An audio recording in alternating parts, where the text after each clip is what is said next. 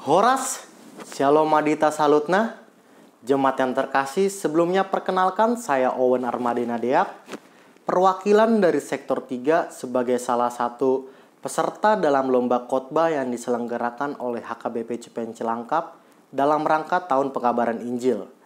Jemaat yang terkasih, firman Tuhan hari ini akan diambil dari Kisah Para Rasul 1 ayat 8. Sebelum kita mendengarkan firman Tuhan, marilah kita bersatu di dalam doa. Tuhan Yesus, kami mengucap syukur untuk setiap berkat dan penyertaan yang sungguh melimpah dalam kehidupan kami. Sebentar lagi kami akan mendengarkan firman-Mu. Berfirmanlah Engkau melalui firman ini, urapi hamba-Mu yang akan memberitakan firman-Mu, dan juga berkati jemaat yang akan mendengarkan firman-Mu.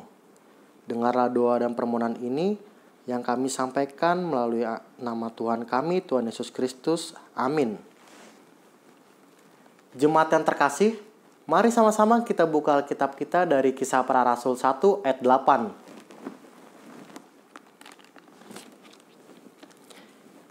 Khotbah hari ini didasarkan pada kesaksian Alkitab yang tertulis di dalam Kisah Para Rasul 1 ayat 8 dengan judul perikop Yesus terangkat ke sorga. Demikian firman Tuhan. Tetapi kamu akan menerima kuasa kalau Roh Kudus turun ke atas kamu. Kamu akan menjadi saksiku di Yerusalem dan di seluruh Yudea dan Samaria dan sampai ke ujung bumi. Jemaat yang terkasih, tema firman ini berkaitan dengan bersaksi bagi Kristus. Di sini Tuhan Yesus mengatakan kepada para muridnya, tetapi kamu akan menerima kuasa kalau Roh Kudus turun ke atas kamu.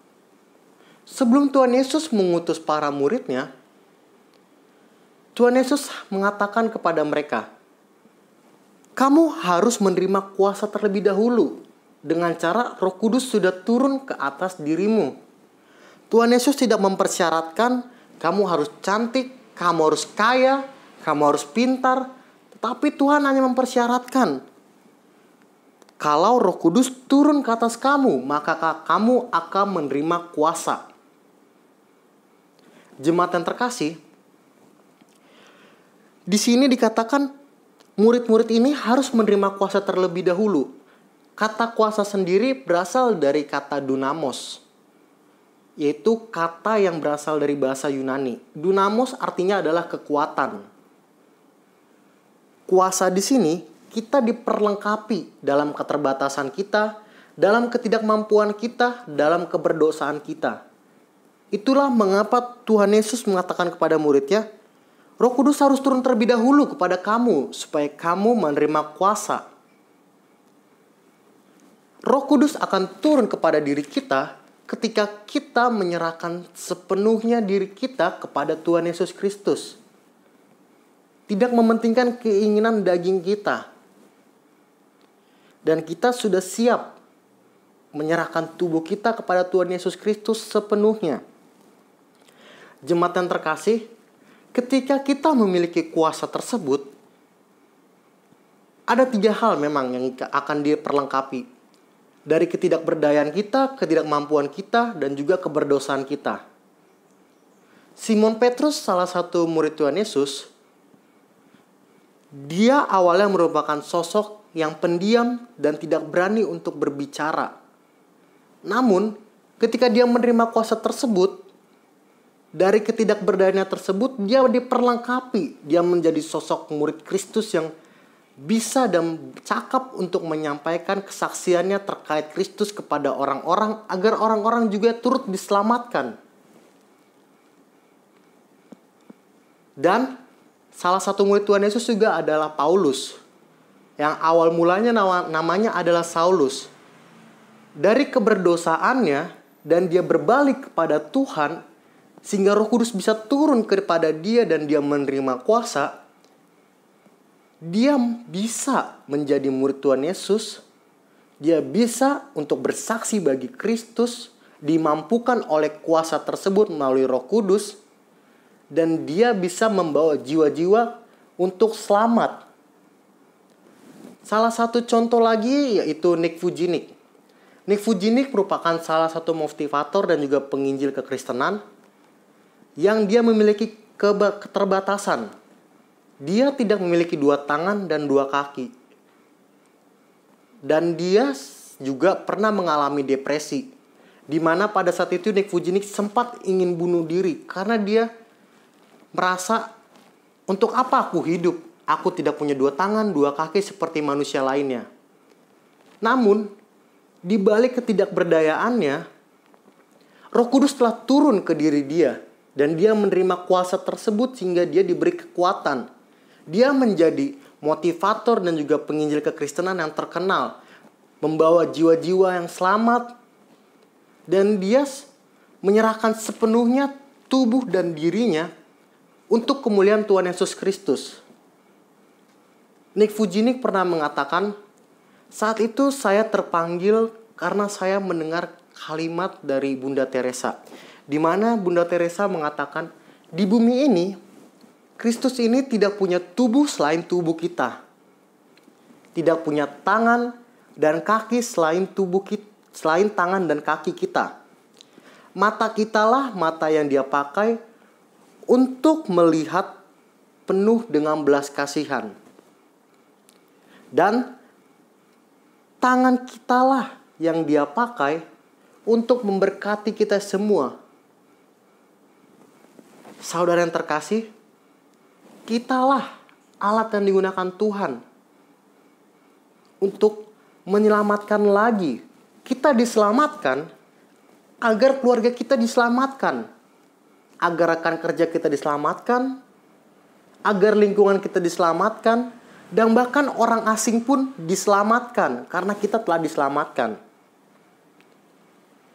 Dalam Roma 10 ayat 14 dikatakan, tetapi bagaimana mereka dapat berseru kepadanya jika mereka tidak percaya kepada dia? Bagaimana mereka dapat percaya kepada dia jika mereka tidak mendengar tentang dia? Bagaimana mereka mendengar tentang dia jika tidak ada yang memberitakannya? Di kalimat terakhir dikatakan, bagaimana mereka mendengar tentang dia jika tidak ada yang memberitakannya? Jika tidak ada yang memberitakannya, maka bagaimana dia bisa percaya dan dia bisa selamat sama seperti kita? Maka dari itu, saudara yang terkasih, kita juga harus memberitakan terkait dengan Kristus. Kita bersaksi bagi Kristus.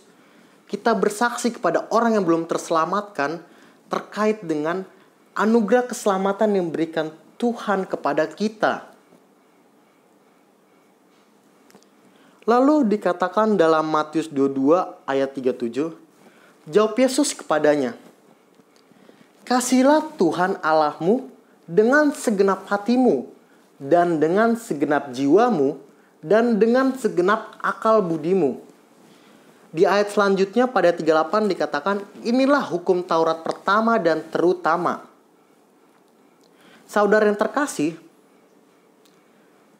bagaimana cara kita mengasihi Tuhan? Orang yang mengasihi Tuhan akan menceritakan tentang keselamatan. Kenapa kita perlu menceritakan hal itu? Karena Tuhan akan senang ketika ada jiwa lagi yang terselamatkan. Dan dengan kita memberitakan terkait dengan Tuhan Yesus Kristus, kita bersaksi terkait Tuhan Yesus Kristus, itu juga merupakan hukum Taurat yang dikatakan oleh Tuhan Yesus Kristus merupakan hukum Taurat yang kedua, di mana kita mengasihi sesama kita manusia.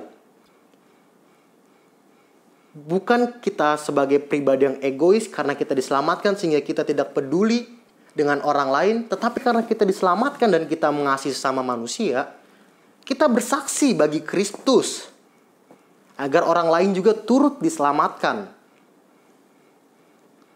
Dan cara bersaksi itu apakah harus melalui kita menjadi penginjil? Tidak selalu. Kita bersaksi bisa dengan cara tata perilaku kita, dengan kita suka menolong orang, yang mencerminkan kepribadian Kristiani. Mencerminkan bahwa kita menolong orang itu bukan karena kita telah ditolong, tapi karena Tuhan terlebih dahulu menganugerahkan keselamatan kepada kita, dan kita menceritakan terkait dengan perbuatan Tuhan Yesus Kristus kepada kita, kebaikan-kebaikannya, maka kita melakukan hal tersebut kepada sesama manusia kita, agar sesama manusia kita juga turut percaya dengan hal tersebut dan bisa diselamatkan.